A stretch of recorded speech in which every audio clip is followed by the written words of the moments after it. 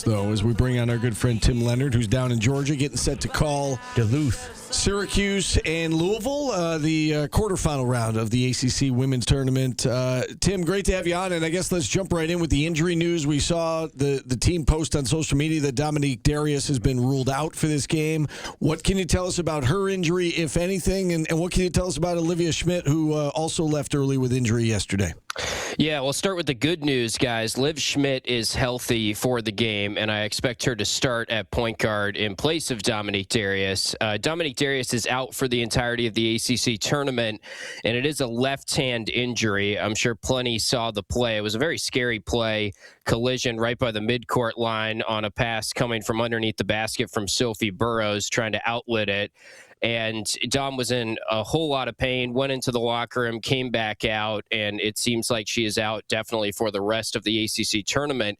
I guess the good news is the way the women's calendar is set up, you get a break next week, and then it's the NCAA tournament. They have all the other conference tournaments kind of next week outside of Power Conference on the women's side. So Selection Sunday is not till March 15th. Your first game is at the earliest, probably March 19th, that Thursday.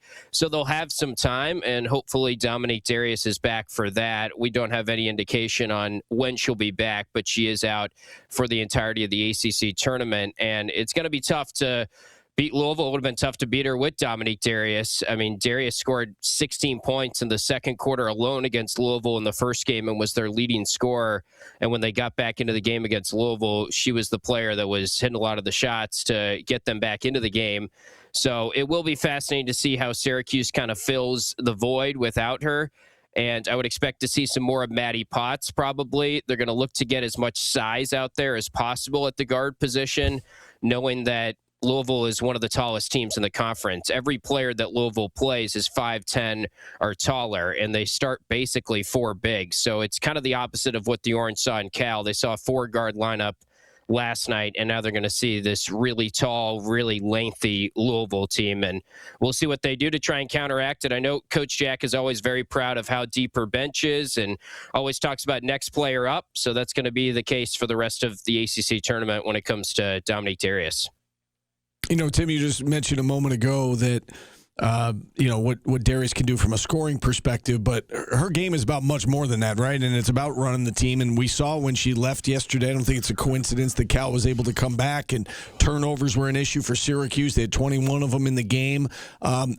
How much of the other things are they going to miss? I mean, obviously they'll miss her scoring, but just her leadership, her, ability to, run the offense. What are some of those other things that they're going to miss with her being out? Yeah, she really is like an extra coach out there. And I guess the good news is when you use that expression, she can be a coach on the sideline today in a way. And she definitely was using her leadership on the sideline towards the end of the game, even though she wasn't available to finish the game last night. The one thing I think we really need to focus on or watch for in this particular game tonight, Louisville is known for blitzing ball screens. And what that means is they're going to send an extra defender, basically double team trap you when there is a high ball screen set by Syracuse. They'll add that big and the guard and just immediately blitz off of the screen. And Liv Schmidt, who is going to start at point guard, we expect, is a 5'5" point guard. And I mentioned earlier, Louisville's very long already, 5'10" or taller, are all their rotational players. So how Syracuse handles that, the blitzing of the ball screens, which is something that they really struggled with in the first quarter, even when they had Dominique Darius, when these two teams met in the regular season. And for those that don't remember the game in the regular season, it was the game where Syracuse didn't hit a field goal in the first quarter. Then they went on this great run in the second quarter, played really well in the third quarter. They cut what was a 20-point deficit or more down to a 5-point deficit in the second half and just sort of ran out of gas in the fourth quarter. So we're expecting Syracuse to play better in the first quarter, but it's really going to come down to, can they handle the pressure? I'm sure Louisville will press them as well. It feels like that is a good strategy against this team, and especially when you consider the injury to Dominique Darius. So I do think it's a huge loss, but I will say she's such a good leader that even just being around the team down here, she knows she's out for this game. She's out for the rest of the ACC tournament. she's speaking up when they're going over their film study and walkthrough and stuff, and making sure that she can impact the team in as many ways as possible. So she's one of many great leaders on this team, and that's a big part of why they have had a successful season. They do have great player leadership.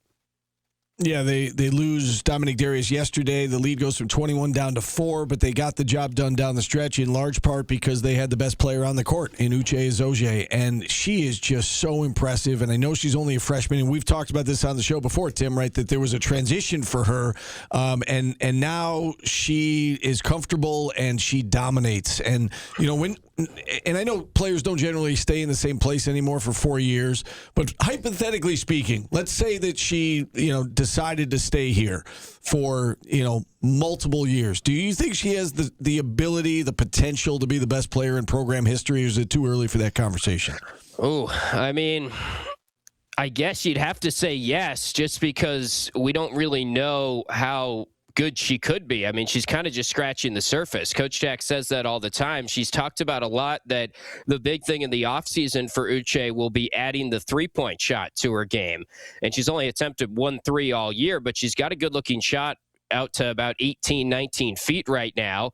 And she's working on her free throw shooting, but she does score a lot of her points in that mid-range area, a lot of turnarounds, a lot of elbow jumpers. So I would have to imagine she could add that to her game, a three-point shot.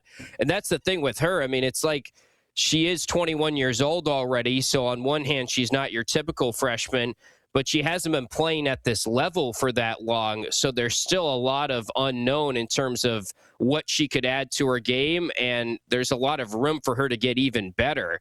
So, I mean, I guess you'd have to say there's a chance, Steve, that she could be in that conversation. And obviously the biggest priority in the offseason for them is gathering as much resource money, NIL, rev share, whatever, to keep Uche Azoje, because I'm sure South Carolina and any other school in the SEC are looking at her and thinking she'd be a great addition to our roster. So I feel confident that she has a great relationship with Coach Jack, and she really is a remarkable story, honestly. The Daily Orange did a good job with a feature article that I encourage people to read on her this week. And I mean, she's been away from her parents for 8 years, ever since she moved to Japan and started playing professionally. And to think, she FaceTimes them and she interacts with them and they watch the games or listen or however they can.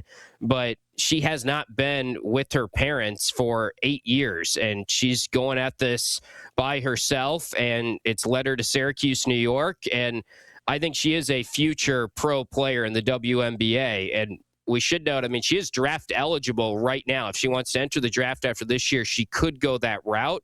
But I would imagine she'd stay in college basketball, because you can make a whole lot of money now in college if you're a caliber of talent like Uche Azoje.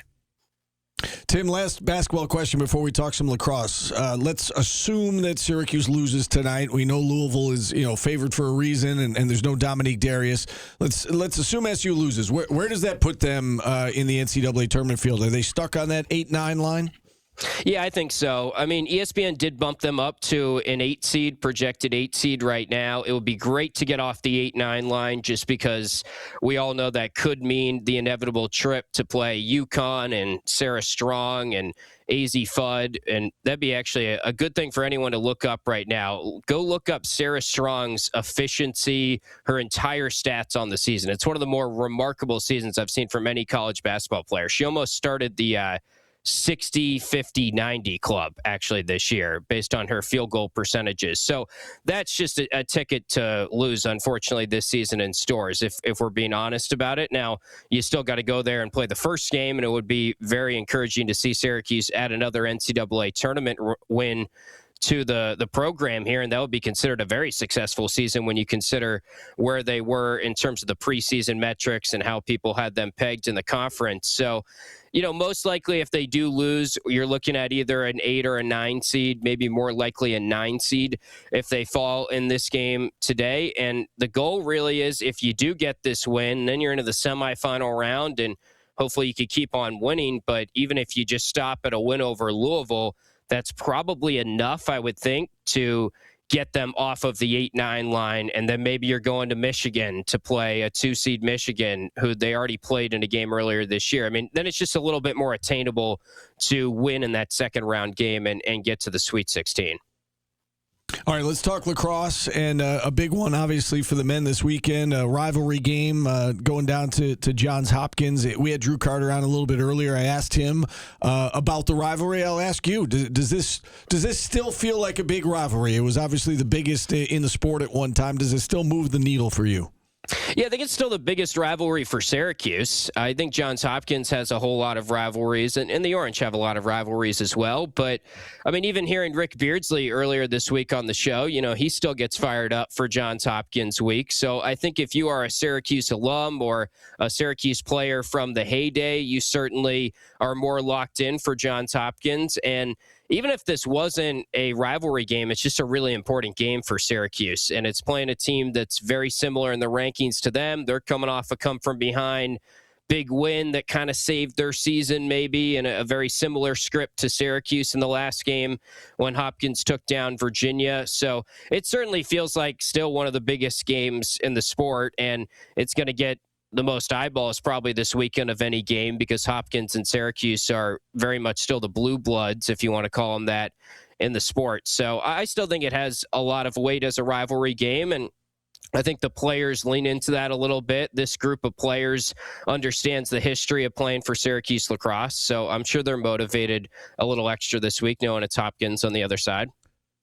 We're running a little short on time here, Tim, but what do you think this game ultimately comes down to on Saturday? Well, they got to win faceoffs. They got to be better there. I mean, you hope John Mullen just had kind of a little bit of a blip over the last couple games. It's such a razor edge in terms of getting the right timing on faceoffs. And if you can get in your head a little bit, then it can really derail you. And I think Syracuse has to play an up-tempo game a little bit more. They have to get out in transition, limit as many 6-on-6 offensive sets as possible. That's been something Gary Gate has talked about a lot this week, trying to get back to Syracuse lacrosse. Hopkins is going to want to play more of a slower style of game. And it feels like Syracuse actually finally cracked the Maryland puzzle this year because they were better at playing that slower possession-style game. And now, since they moved on from Maryland, they haven't been as good at getting back into the transition mode of Syracuse lacrosse. And a lot of that comes down to they just haven't won as many faceoffs. If they could pop some faceoffs forward, win them out of the front, then you've got some odd man rushes naturally there. So if Syracuse can make it a higher scoring game, I think that would benefit them. And ultimately, if John Mullen gets back on track, I think that's going to have a lot to do with how good Syracuse lacrosse will be the rest of the season. All right, first things first, women's basketball tonight. It's Syracuse, it's Louisville, 4:45 pregame tip set for right around 5 o'clock. Tim, as always, thanks for the time. Have a good call tonight. All right, thanks, guys. All right, Tim Leonard joining us on